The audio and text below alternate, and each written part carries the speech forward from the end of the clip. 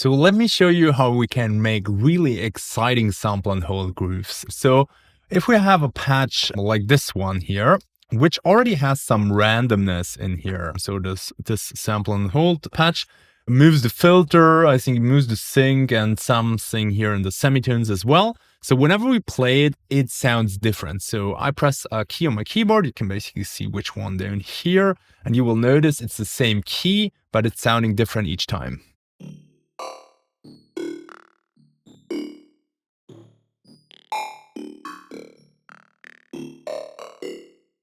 And a lot of people stop here and just hammer in a rhythm or just keep it like with 16th notes, for example, and do this. They just play it like this here.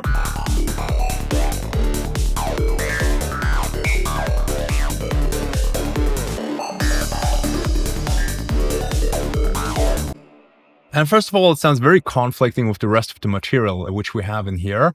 But also it's not the best or the most interesting as we can get it. So the first thing we're gonna add is we have here a little channel, which I call MIDI feed in which we put just like a long note here. So we have just a long note in D3 here, and then we arpeggiate it. So with 1/16 and a gate. So basically that lets us control if we want to have shorter or longer 16th note at the moment. We could also manipulate the rate.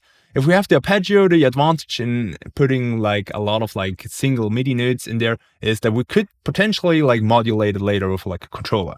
Then from here, we have two randoms here. The first random, it has a 100% chance, so it always kind of like changes the note, and we have 12 choices. So 12 choices basically our monochromatic scale. So whenever we hit it, it will respond with a different key. So for example, we hit D and then we get like F sharp, or we get C, or whatever notes we have. So basically we can have all the notes with that. And we have an interval of 1, so it only jumps 1 in those kind of like 12 choices. Because if we have like multiples of it, we wouldn't get like all the notes.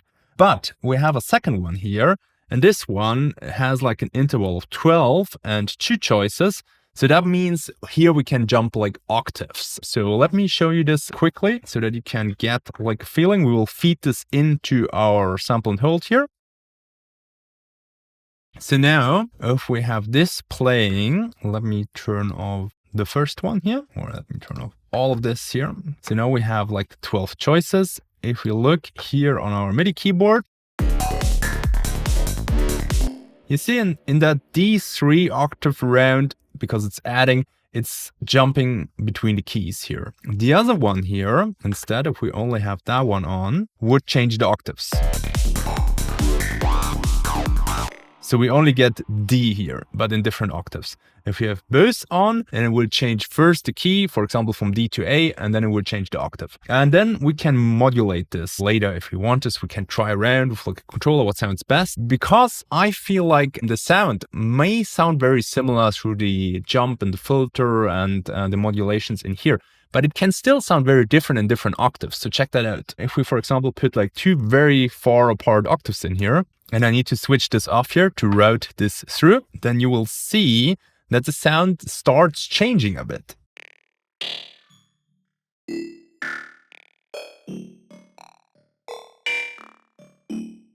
And now there's a thing, there's usually like a good center where things evolve around. So if we go, for example, too high, if I go like really high,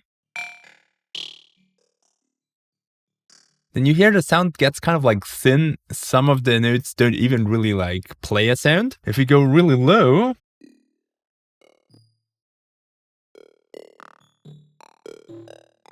we get still like nice sounds. So what we can do to adapt for that is that we have here in our rack something where we control kind of like the center of the pitch. So we can go like, for example, a bit down here.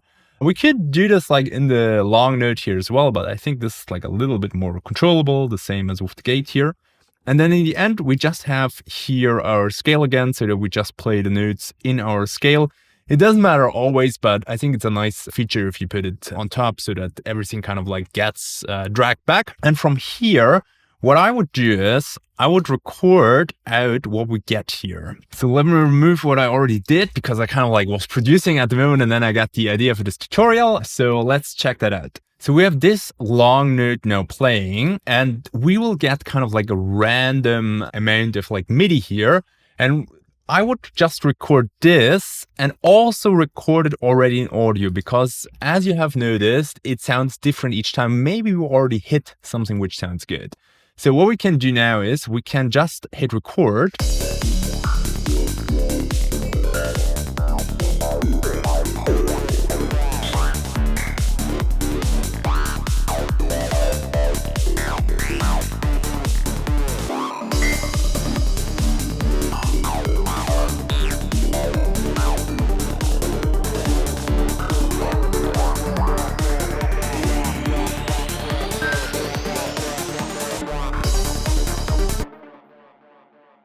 And as you see, it kind of like spreaded the notes here up and down. It kind of like left out the middle here because we had this jump interval here. So now we have the MIDI and the audio. So the cool thing is here that we already have the sound to the MIDI here. So whatever sounds good here, if we want to have it like in another place, we could also put it in here. Notice this is quite a random patch. Depending on the patch, how much randomness it has, this makes more or less sense to have like the MIDI really controlled here. But what we can do is we could either like cherry pick like the best one and then repeat it and record from here like a lot of audio, or we could leave it like random as it is here so that we are completely like nuts here and just have a listen to how the thing down here sounds. So we could activate it now.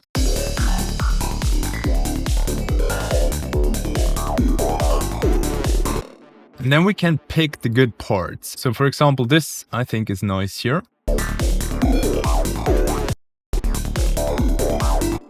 So this could be a nice thing. And all the parts we don't like so much, we can use the comping mode. So with command up and down, you can switch between the different recordings you have made and then find like the best ones. And I do this until I have harvested everything out of the comping which I like. And then you still end up with gaps. Guys, I will be launching a boot camp. So it will be a full weekend which we spend live together on Zoom. So you can ask questions. And this boot camp is all about the workflow of a track creation. So we will work with a template and we will create some leads and rhythmic elements and then do little kind of like micro arrangements and assemble this into a larger arrangement. And this will show you the process of creating a track. Obviously, we won't have a full track in one weekend because it takes longer, but you will see the essential steps, how they applied like in real life. And to give you a few more insights about this, this is for beginners. So you already have some experience with the DAW, but you might not be releasing at like a good label or something, or you might even struggle to finish your tracks.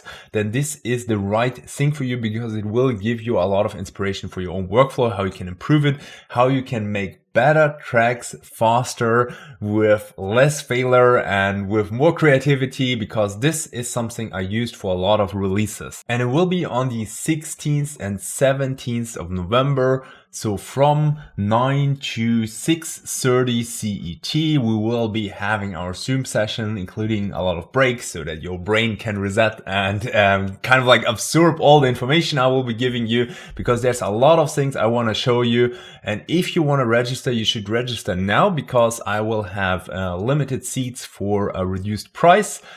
So this is kind of like my Black Friday offer for you guys. And if you wanna have a shot at this, then lock in the price now, because after a certain amount of people registered, I will close it and that's it. So I reverted quickly back to the production session in which I had the idea for this tutorial. So I ended up with this, and I have still these gaps here, which I need to fill because I wasn't satisfied with the 4 or 5 recordings I did here. So I wanted to have something better here. And what I usually then do is, and I already did it here in the MIDI, but I will show you quickly. So let's say I have divided this into more sensible blocks, like let's say a 1-bar block and this here too. Then what I usually tend to do is, if I have a gap here, then it could be that it was just the recording, but it could also have been the MIDI. So I will just copy the MIDI from here, which worked over here. And then we have a nice MIDI clip already, and we just need to record it out here. And then I will loop this, activate this clip here where we want to record. put the punch in, punch out markers. You can leave the loop on or off as you like. I will put it on now, and then we will just like record a bunch more of those. We need to unarm this because otherwise we will over record our MIDI here all the time. So let's just do this.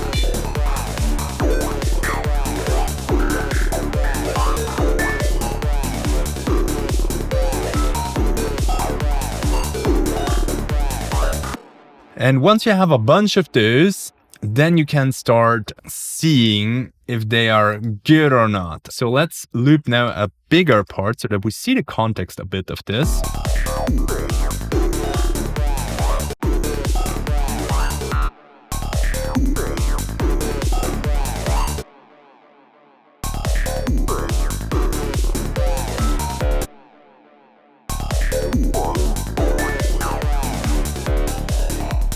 I think 8 is not bad, and you don't need to kind of like stay at that size. You can also switch it like here and look for something else here.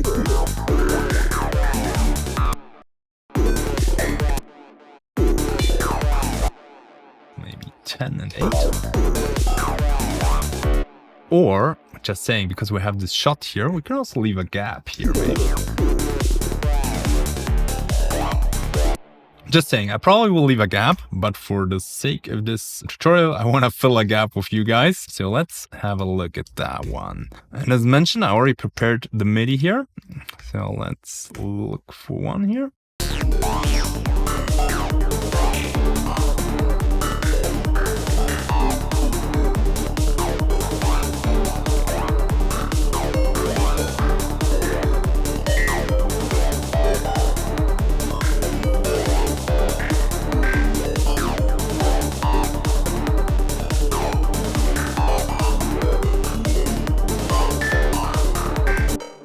So I think 8, 11, and 14 was not bad. So I try to remember always if I already hear something sounding good. Yeah, 14 is not bad. So let's check if any of the others is better.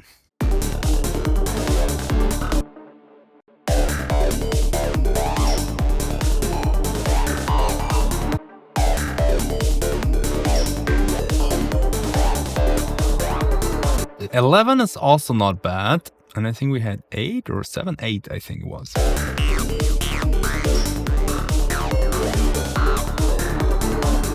I think those here are really nice, so let's see if we go for 8, 11 or 14.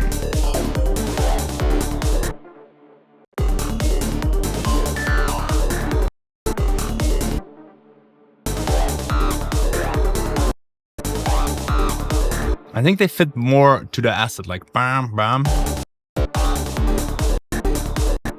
So let's listen to the whole sequence now, and I will keep the gap probably here. So I think that's ended up really nice, and then I want to show you the comparison.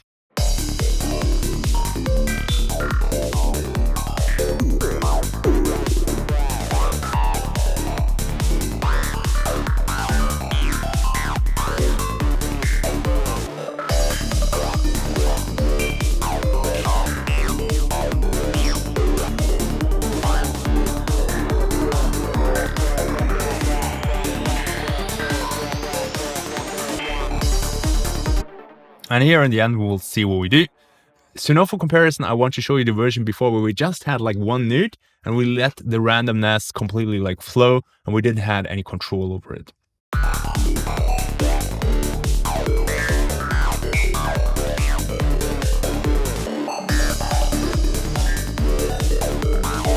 I hope you can hear that the difference is like day and night, because the one is kind of like a little bit more boring and also it's super conflicting with all the material behind it. And the other one is working really into the material and it's still random, but it's kind of like a controlled randomness in which we cherry pick the best parts with the comping in order to get like the best flow in that part. And that really can make a difference. If you record out a lot of material and a lot of like MIDI randomness and a lot of like audio randomness, depending on the patch as well, how much you kind of like need to have those two steps.